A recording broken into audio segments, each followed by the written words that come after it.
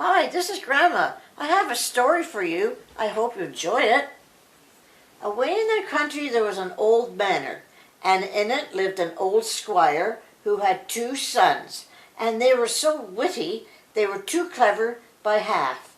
They were going to propose to the king's daughter, and there was no reason why they shouldn't, because she had announced that she would marry the man who could give the best account of himself.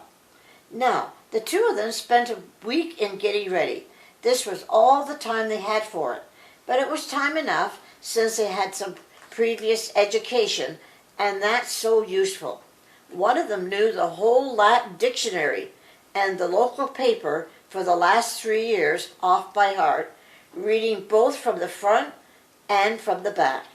The other had learned up all the company bylaws and what every alderman ought to know. This enabled him to discuss state affairs. He thought, and besides he knew, how to embroider braces because he was so clever with his fingers. "I'm going to win the princess," they both said. And so their father gave them each a splendid horse, the one who knew the dictionary and the newspapers getting a coal black horse, and the one who was as clever as an alderman and could embroider getting a milk white one. And the next thing they did was to oil the corners of their mouths with a cod liver oil to make them work easier.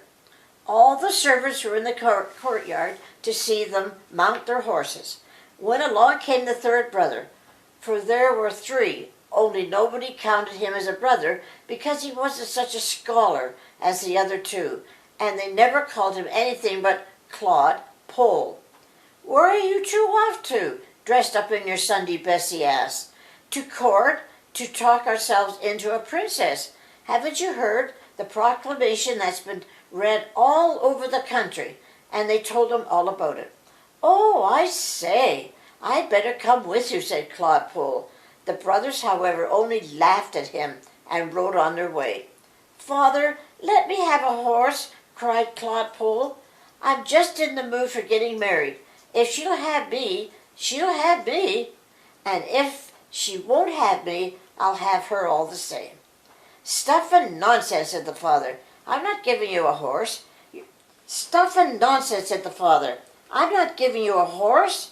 You've got nothing to say for yourself. Now your brothers, well, they're gentlemen."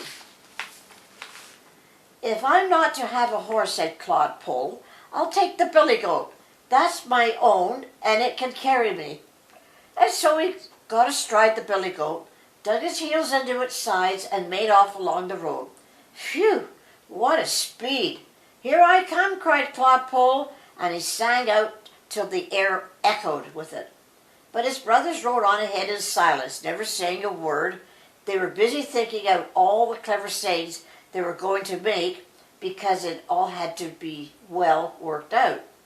"Tally-ho!" shouted Claude Pole. "Here I come! Look what I found on the road," and he showed them a dead crow he had picked up. "Claude," they said, "what are you going to be doing with that?"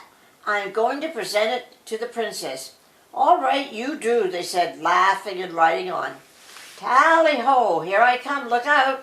Look what I found now! You don't find this on the road every day." And his brothers turned around again to see what it was. "Claude," they said, "why, it's only an old clog with an upper missing. Is the princess to have that as well?" "Of course she is," says Claude Pole, and the brothers laughed and rode on and got ahead of him. "Tally-ho! Here I come!" shouted Claude Pole. "I say, but it's getting worse and worse. Tally-ho! It's wonderful!" "What have you found now?" said the brothers. "Oh," said Claude Pole, "there's no telling.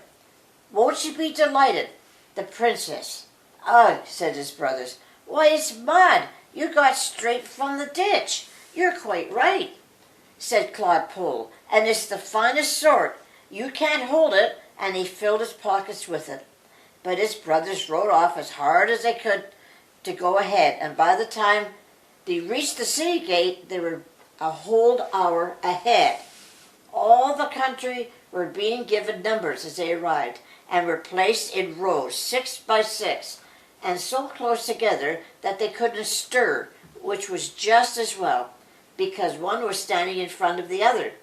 The rest of the country's inhabitants were gathered round the palace, right up to the windows, to see the princess receive the suitors, and the moment one of them entered the room, he would lose his tongue. "Oh, good," the princess would say. "Off with you." Then along came the brother who knew the dictionary, but he had clean forgotten it while waiting in turn. And the floor creaked, and the ceiling was of looking glass, which made him see himself upside down. And then standing at every window were 3 reporters and an alderman, all taking down everything that was said, so that it could go straight into the paper and be sold for 2 pence at the corner. It was dreadful, and what's more, they made up such a fire the stove was red hot. "It's pretty hot in here," said the suitor. "That's because my father's roasting cockerels today," said the princess. "Oh!" There he stood, and the talk wasn't a bit like what he expected. Not a word could he find to say, for he had meant to say something funny. "Oh, no good," said the princess. "Off with you." And off he had to go. It was the other brother's turn now. "It's awfully hot in here," he said. "Yes, we're roasting cockerels today," said the princess.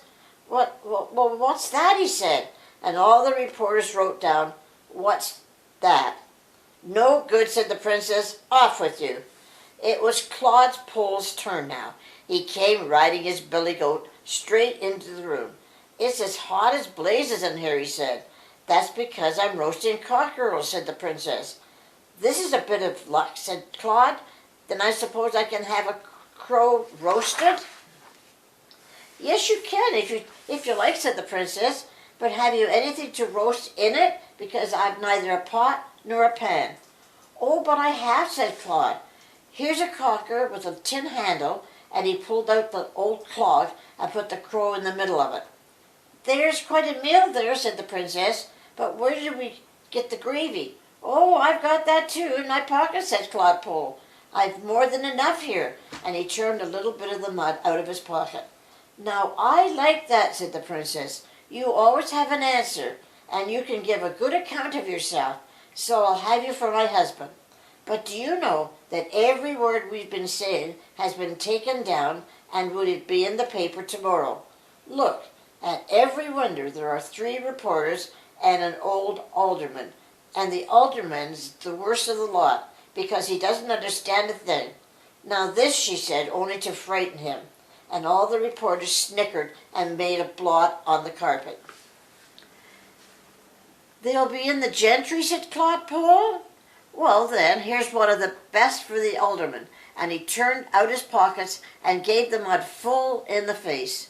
"Well done," said the princess. "It's more than I could have done, but I shall learn." And so Claude Pole became king, winning a wife of his own and a crown and a throne. And we have this straight from the alderman's newspaper, which isn't to be trusted.